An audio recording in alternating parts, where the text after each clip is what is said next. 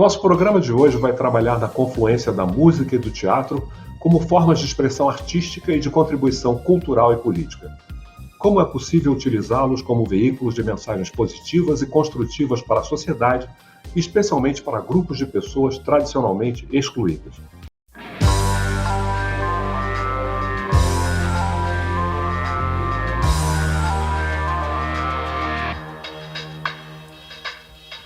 Uma estrela no céu a brilhar, ela me guia e me protege sem parar.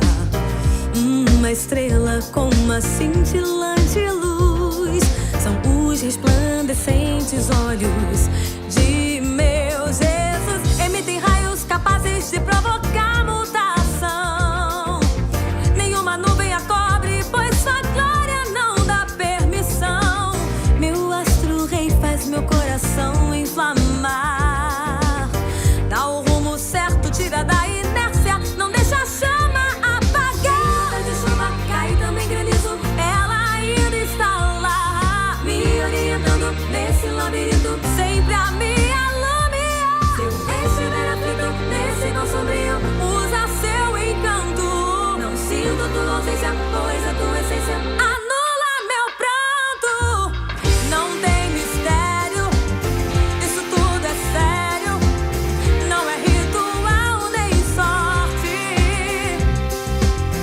O meu amuleto é o Espírito Santo, que me faz ser cada dia mais forte.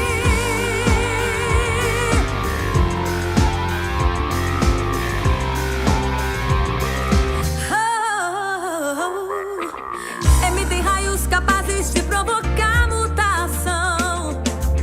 Nenhuma nuvem a cobre, pois sua glória não dá permissão. Meu astro rei faz meu coração inflamar.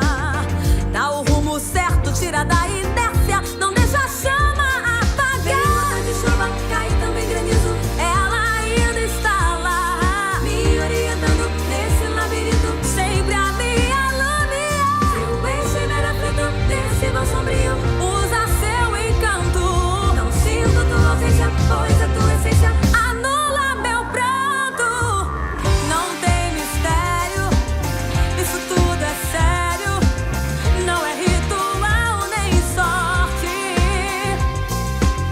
O meu amuleto é o Espírito Santo. Nossa convidada tem uma trajetória que inclui o teatro e a música. Nascida no subúrbio carioca de Ricardo de Albuquerque, é clarinetista, baterista e compositora, e também bacharel em canto pela Universidade Federal do Rio de Janeiro, tendo sido finalista do programa Ídolos, da TV Record. Com 35 anos, tem 11 de carreira no teatro, que inclui grandes sucessos como Hair, Milton, Simonal e Les Misérables, entre muitos outros, sob direção dos mais respeitados profissionais dessa geração. Nas redes sociais, tem um canal do YouTube com vídeos de variados temas, incluindo séries como Doses de Loucura e Salas de Bate-Papo.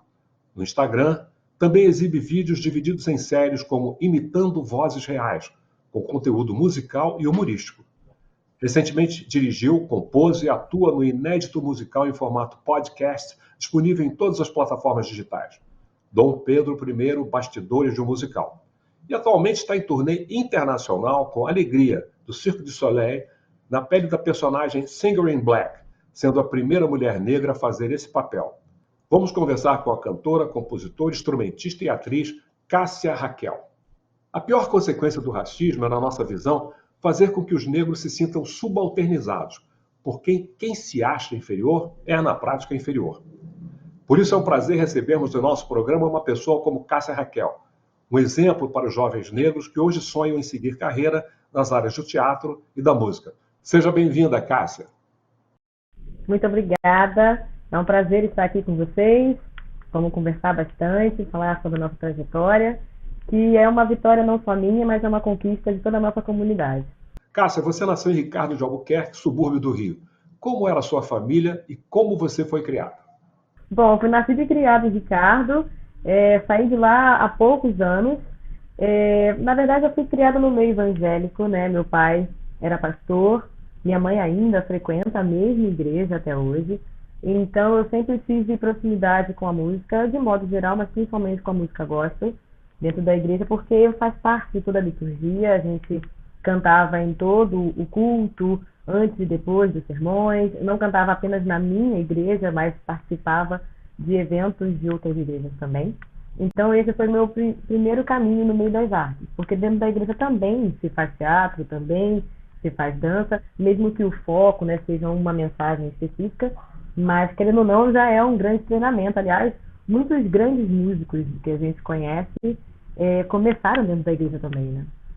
É o caso de grandes cantores e cantoras afro-americanos, não é?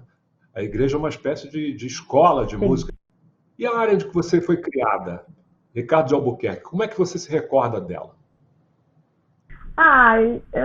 O meu bairro, ele é bem carinha de bairro mesmo, um bairro pequeno, assim, não teve grandes mudanças. É onde eu tenho muito carinho, tenho algumas boas lembranças, outras nem tanto, mas foi onde eu comecei a fazer tudo na minha carreira e muita gente que me apoiou e me apoia, né, nessa minha carreira muito maluca, né, que para muita gente ser artista no Brasil é coisa de maluca, é para coisa de gente muito corajosa, partiu dali, né? Então, é um bairro simples, é um bairro que é quase baixada, né? Já está assim do ladinho de Nilópolis, o que me fez me afastar um pouco do teatro, ter começado o teatro muito mais tarde, porque o teatro não vem tanto para a Baixada, não vem tanto para a Zona Norte, né? Os grandes musicais, né? Que é o que eu me especializei. Então, eu, quando era adolescente, eu achava que era um sonho muito distante assistir tanta coisa ou estar no palco, porque eu não conseguia frequentar. Então, é um evento, né? Sair para ir num teatro diferente, porque o horário não me permitia, às vezes não tinha nem como voltar para casa. Hoje, pelo menos, a gente tem o Uber, né? Para pedir e vai para qualquer lugar, a gente não fica tão limitado. Mas na minha adolescência eu tive essas arestas, né, para parar. Mas aí, conforme a gente foi crescendo, a gente foi conhecendo, tomando mais coragem também de sair um pouco mais, de sair sozinha, né, de voltar tarde da noite.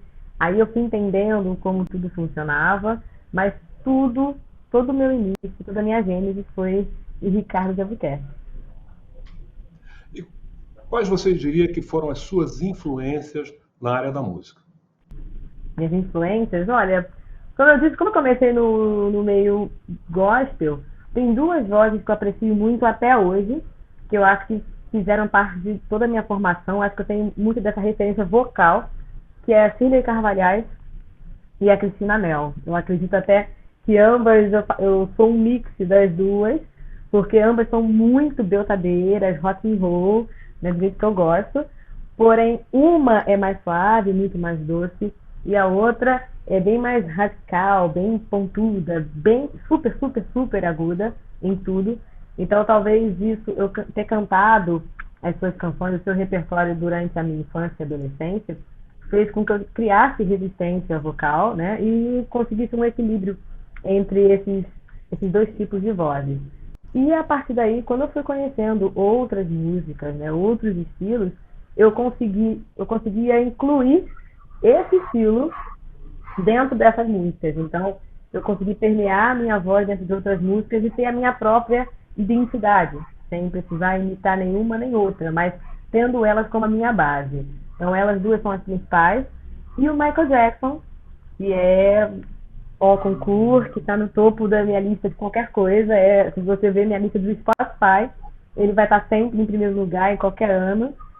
Então, se eu não quero arrumar casa, eu vou ligar no Michael Jackson. Quero simplesmente relaxar, eu aperto play. Vou me maquiar para fazer a Singer in Black. Eu ponho um show ao vivo no YouTube, que ele me inspira muito. Para mim, ele é o resumo do que é o teatro musical. Ele canta, dança, atua, tem toda uma performance. A música, ela nunca tá nula, ela nunca tá sozinha. Ela serve para várias outras coisas, né? Para ter todo um contexto. Os bailarinos deles cantavam, quem cantava também dançava. Então, isso me influenciou muito para que hoje eu fizesse teatro com maestria, com qualidade, com agilidade, como ele fazia, né? A gente nunca vai chegar aos pés, mas o mais próximo que eu puder, eu já estou satisfeita. E qual é a música dele que você mais gosta? Nossa, difícil a pergunta, porque até eu mesma não sei. Porque eu uso qualquer uma. Todas elas para mim têm algum significado de qualquer fase dele. Tanto dele criança, como o Jackson faz, quanto dele solo, quanto as músicas mais recentes, que talvez o público brasileiro não conheça tão a fundo. Mas talvez Dangerous, que eu acho a mais sexy de todas, é a que me movimenta mais. E das românticas, talvez I Just Can't Stop Loving You, que inclusive foi uma das músicas que eu cantei tanto para um musical no Brasil, é, que foi uma turnê também, que seria com os diretores que trabalharam diretamente com Michael Jackson, diretor musical, diretor coreográfico, quanto para o próprio Cirque du Soleil, que eu não fiz apenas Teste para Alegria, que hoje eu estou, mas também para o Michael Jackson e outros. Então essa é uma música que é uma música que eu quero cantar sempre. Canta, por favor, dá uma palhinha aí pra gente. I just can't stop loving you. I just can't stop loving you.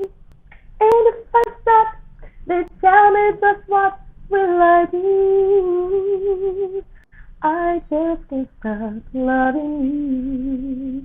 É doce, mas é demais. É rock, é jazz, é R&B. Ele conseguiu juntar todo o universo negro numa única voz, né? Numa única presença, numa única pessoa. Muitas vezes com aqueles arranjos maravilhosos do Quincy Jones. Sim, sim, totalmente. Um cara que usava e abusava do contrabaixo, que é o meu instrumento favorito para ouvir. Não é à toa que meu marido é baixista também, né? Então, ele sintetizava tudo que eu gosto, né? Então, uma pena que eu não conseguia assistir um show ao vivo, né? Então, a gente pega um cadinho no YouTube mesmo, ouve o máximo que pode, absorve o melhor dele. E de onde veio a ideia, então, de cursar, então, bacharelado em canto? Na verdade, quando eu era criança, eu queria ser maestrina, eu queria ser regente, porque eu via poucas mulheres regendo. Então, toda vez que eu via, eu achava aquilo espetacular, né? Só que para entrar na faculdade de regência, a exigência é muito maior do que o canto, né? Porque só para fazer a prova você precisa passar por um teste de piano, de violino. Não sei se ainda é assim, acredito que sim, mas o teste de solfejo é um pouco mais. Você toca todos os instrumentos? Não, quem dera. Eu sempre toco um pouquinho, arranho um pouquinho de cada coisa, mais pela questão de você saber o básico, né? Mas para um regente você tem que saber pelo menos um médio. E eu tinha medo de não conseguir dar conta desse tudo. Porque querendo ou não, a gente sabe que a arte, de modo geral, principalmente a música, é caro para se estudar. Os instrumentos e a manutenção também são caras. Eu não tinha condições na época para isso. E o canto, além de ser uma coisa que é nato em mim, eu consegui os cursos gratuitamente. Então, eu estudei no FATEC, eu estudei em Vila Isabel, num projeto que tinha no Grupo Pão de Açúcar. Então, o canto foi o que me levou a estudar música. E uma curiosidade que a gente tem, vendo os seus dados biográficos, é o curso de gestão escolar na Universidade de São Paulo. Mas nós vamos voltar a esse tema no próximo bloco.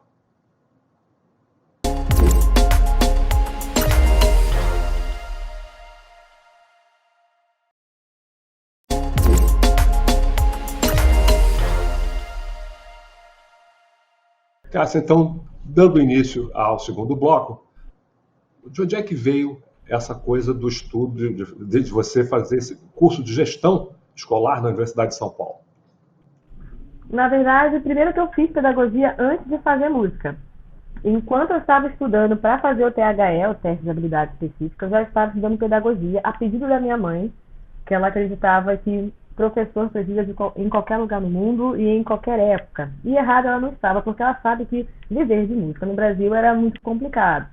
E eu não me arrependo nem um pouco de ter estudado. Então eu só voltei às minhas raízes, principalmente que um pouco antes da pandemia, eu e um amigo meu entramos em sociedade e fizemos uma escola. Ele dando aula de piano e eu dando aula de canto, voltado para o teatro musical. né? Claro que se um dia eu puder voltar no Brasil, eu quero retomar essa ideia, esse projeto, que assim não pode morrer. Então, a gestão escolar foi uma pós-graduação que eu conseguiria fazer e conciliar com toda a minha agenda, com o nome da USP, que tem um grande peso. Então, me ajudaria a administrar o meu projeto. É uma pós-graduação lato sensu, é mestrado? Como é? Lá penso porque ela, inclusive, ela é online, ela é ministrada virtualmente, o que foi para mim muito benéfico, porque com a pandemia não afetou nada, né? Não alterou porque a plataforma já estava completamente pronta para isso. E por mais que eu queira ainda fazer um mestrado, eu não sei quando eu poderia fazer, porque existe uma dedicação que o teatro musical não me permite. No caso do circo aqui também não, porque são 7 a 10 sessões por semana. Então só teria segunda e terça vaga para fazer todo o resto da minha rotina. Então eu preferi escolher um curso um pouco mais simples, vamos dizer assim, né, e virtualmente, porque se caso eu não pudesse assistir às aulas ao vivo, eu teria como consumir nas minhas folgas. Então o mestrado vai ser um projeto a longo prazo, por enquanto. Você já deu aula de música. Você pode explicar para a gente o que é esse método do berro ao belting? Na verdade, surgiu de uma brincadeira. Eu resisti muito a dar aula, porque justamente como eu não fiz licenciatura, né, eu fiz bacharelado, eu tinha medo de não ter uma metodologia específica para o canto. Mas eu vi que as pessoas, além de ter muita procura, eu sempre falei que eu queria ser a professora que sempre quis ser, para passar a realidade para as pessoas, né, de como é o mercado lá fora, e não fazer as pessoas perderem seu tempo e nem se machucarem. Então eu via muito que o belting, que é assim, a principal técnica usada no teatro musical, muita gente usava de forma equivocada. Então era o berrelting que a gente brincava, né? As pessoas gritavam e perdiam a sua voz, se machucavam com muita frequência. Então eu queria mostrar a diferença, que é uma linha muito tênue entre berrar e cantar de verdade, de forma saudável e com muita projeção. Então eu quis mostrar isso, como aconteceu comigo, ainda mais que eu tive que conciliar o lírico e o belting ao mesmo tempo, eu estudava e trabalhava ao mesmo tempo. Então eu sintetizei tudo isso e fiz meu próprio método. Adaptei exercícios que eu já conhecia, criei os meus, fiz algumas coisas mais engraçadas, principalmente para trabalhar com as crianças, que não dá para trabalhar de qualquer forma, né, que ainda está a voz em formação, e também trabalhar com pessoas mais velhas, porque não é porque envelheceu que acabou a vida, né? Tem muita gente que ainda quer trabalhar com teatro e eu incentivo. Então, o do berro belting foi isso. Peguei o que eu peguei de bom para mim e transformando isso em uma metodologia. Agora, você tem uma carreira que une música e teatro com grande sucesso, como mencionamos na apresentação. Quais foram os mais importantes para você? Eu tenho um carinho especial por cada um, porque foram vivências muito diferentes. Mas o Hair foi o primeiro, né? Então, foi um divisor de águas na minha vida. E foi numa época que o teatro musical ainda se fazia muitas audições, ainda tinha muito incentivo, ainda tinha muito patrocínio. Então, eu aproveitei muito. Então, eu lembro que as 2 primeiras semanas de ensaio do Hair, elas foram dedicadas à pesquisa. Então, a gente teve aula de história mesmo, para entender o período histórico que a gente estava vivendo e combinar com o que a gente vive hoje, porque muita coisa não mudou, né? Ver as diferenças entre a peça e o filme. Então, assim, isso foi integrado a ser uma tribo. Eu lembro que eu não sou bailarina de formação, né? Mas a gente dançava muito, tinha jazz, balé, tinha um pouco de tudo nesse espetáculo. E eu sou baixinha, então eu ficar bem na linha de frente. Então eu tinha que dançar bastante e mostrar serviço. Então as 2 primeiras semanas não foram de criação de coreografia, foram trabalhos específicos, uma oficina, né? Para a gente conseguir fazer aquele um passo bem. Então ele foi uma grande escola para mim, valeu mais talvez do que uma graduação. Então o Ré para mim foi especial por ter sido o primeiro, né? O Lemis talvez foi muito especial também porque ele é um trabalho internacional. E era uma franquia no Brasil. E eu era substituta de 2 personagens principais. Então, além do coro, eu tinha mais dois serviços e elas eram muito próximas e eu tinha que dar vida diferente para cada uma delas. Então, eu precisei me jogar nesse sentido. E o 60, que é a minha maior paixão, eu falo que é o meu elenco dos sonhos. Vai ser muito difícil de superá-lo, porque foi um processo que a gente pegou do zero. As músicas, as cenas, a coreografia. Tem muita criação do próprio elenco. Então, foi um trabalho assim, bem específico. Não veio nada pronto e eu só tinha que fazer, copiar, sabe, de fora. Pelo contrário, a gente pegou mesmo do zero, da cerne, da pedra fundamental, e muita coisa foi jogada fora que não cabia, né? Se pudesse, teria 5 horas de show.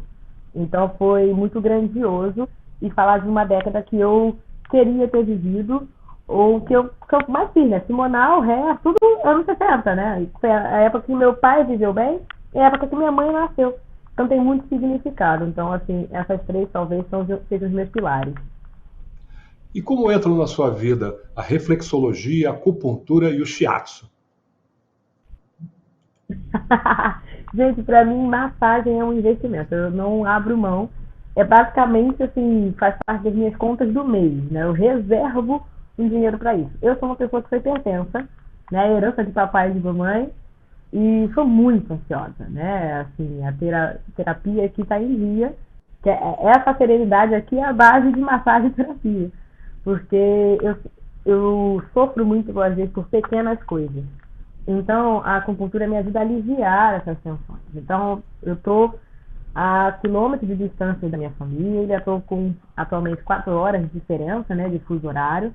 Eu não consigo ter o mesmo contato que eu gostaria. Então, tem coisas minhas no Brasil ainda pendentes. Então, essas coisas, para quem é ansioso, deve se identificar. Borbulham na cabeça. É muito difícil deitar para dormir e dormir num estalar de dedos, porque a cabeça não para. Então, a massagem, ela serve para mim, é terapia mesmo, né?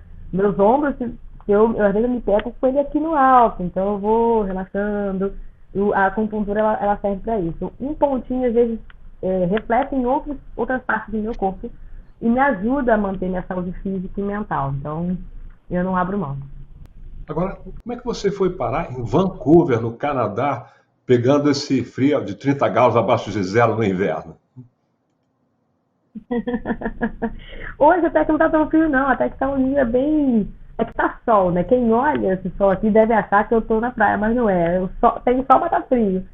É bem contrastante com o Rio de Janeiro. Me lembra um pouco São Paulo, assim, né? Volta e meia chove, é aquele friozinho chato. Mas eu gosto. Vim para aqui pela turnê internacional do Cirque du Soleil, que foi interrompida por causa da pandemia. E na pandemia eu fui convidada a fazer, né? Eu estava em segundo lugar para fazer esse personagem, né? Ele foi dado por uma outra pessoa. Essa pessoa aproveitou a pandemia, preferiu, né, se reservar, não renovar o contrato, então eles me chamaram.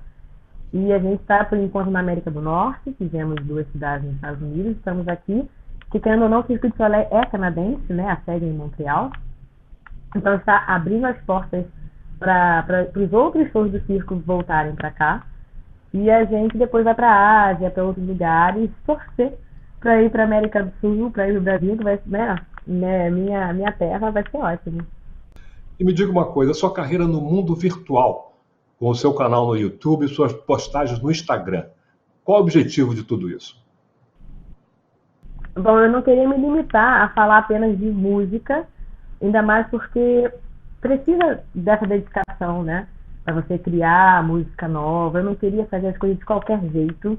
Eu não gosto de fazer nada de qualquer jeito. Eu gosto de me concentrar num assunto. Então eu resolvi falar também no meu dia a dia, de falar. As pessoas no Instagram, no TikTok, nas redes sociais de modo geral, gostam de falar apenas sobre felicidade, sobre alegria, uma vida que é muito irreal. E eu queria falar também de coisas que são realistas, que a gente vive e não tem como a gente fingir que não vive. Então, eu resolvi fazer no YouTube o Dose de Loucura, que é falar das minhas próprias loucuras, né? E falar sem filtro, falar com a minha personalidade, sem necessariamente voltar para a música. Acaba que um assunto ou outro, né, é combinado, mas não me limitar a isso. Então, por exemplo, no YouTube, em Dose de Loucura, eu falei da minha transição capilar, que ainda é quase que um tabu, né? Muita gente ainda não teve coragem de passar por esse processo, né? Eu acompanhei várias pessoas que tiveram que passar, uma que eu falei lá atrás e só hoje tiveram coragem. Então é legal a gente mostrar como é a realidade, como eu resolvi, como eu fui me ajustando, como eu fui me adaptando, porque foi longo esse processo. E no Instagram, eu falei, gente, as pessoas sempre falam que eu sou engraçada, mas eu achava que isso era só naturalmente. E eu vi que eu podia transformar isso em sketch, né? Querendo ou não, eu sou atriz. Então, eu posso não fazer só drama, né? Já que a maior parte dos meus personagens são mais dramáticos. Então, eu resolvi fazer também em forma de humor, imitando outras vozes, que querendo ou não, a gente mostra técnica vocal, ou fazendo zoeira mesmo, pegando coisas que eu vi ou testemunhei e transformando isso numa cena. E a sua experiência, particularmente no Canadá, que é considerado um país progressista, que recebe muito bem os estrangeiros, isso é verdade?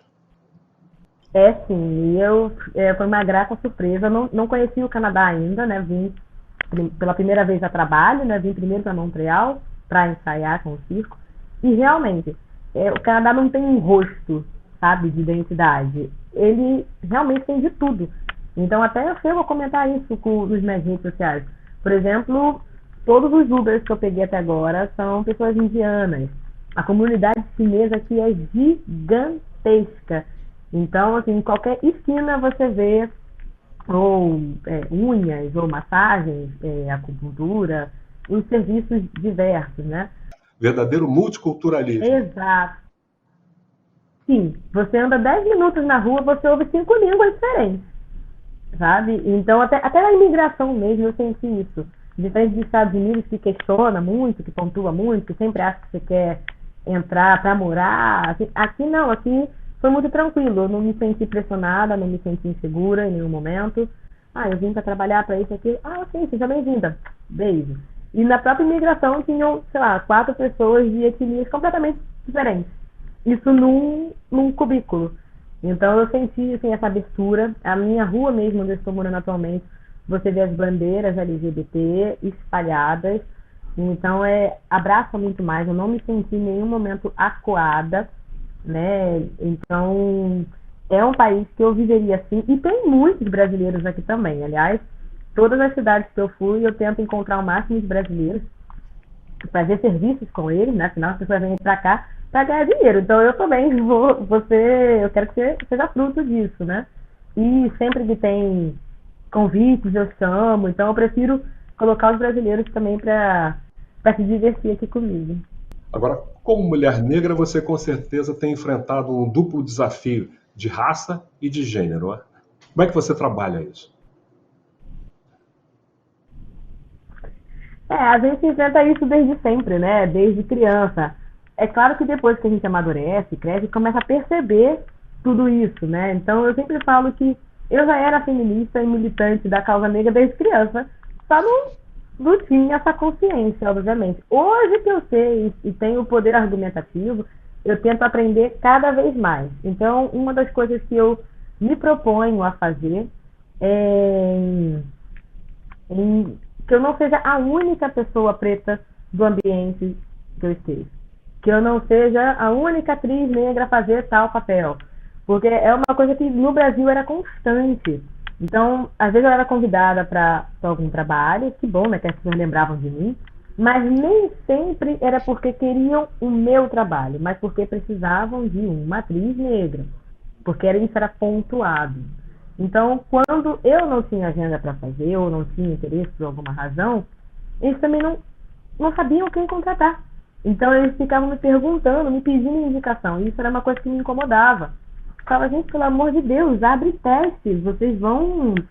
Tem como conhecer outras pessoas. Tem muita gente boa, interessada, gente talentosa, e gente que está querendo fazer e vocês estão tapando o sol com a peneira. Estão fingindo não conhecer. Então, assim, depois de um tempo, a galera foi se entendendo e foi percebendo que era necessário abraçar essa causa, tanto que algumas algumas empresas começaram a fazer espetáculos somente com pessoas pretas para terem experiência. Porque tem muita gente que é boa, de fato, mas ainda era muito cru. Então, às vezes, eu me propunha a treinar essas pessoas para não passar pelo mesmo processo que eu passei.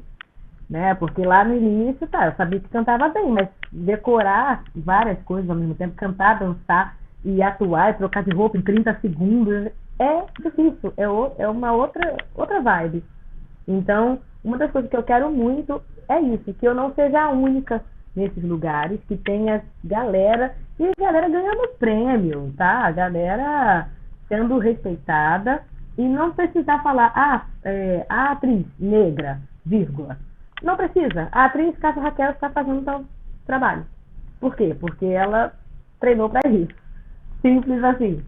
E não pelo fato de que, ai tadinha, a gente precisa de diversidade. Então, o discurso é muito lindo, mas a gente sabe que a realidade ainda é outra. Então, eu quero levar isso para as pessoas. Eu quero que mais pessoas pretas assistam, consumam, para poder ter interesse também. Tem muita gente que tem medo, que acha que é muito elitista, né? Nem vai, nem se propõe a ver. E a partir disso, principalmente criança, que quando eu vejo criança cantando, eu já quero né, que seja meus pupilos. Então, para poder concentrar mais, que a gente seja um grupo cada vez maior, em constante crescimento. Cássia, muito obrigado pela sua participação, parabéns pelo que você tem feito e muito sucesso para você, mais ainda daqui para frente. Obrigada a vocês. Muito sucesso para todos nós.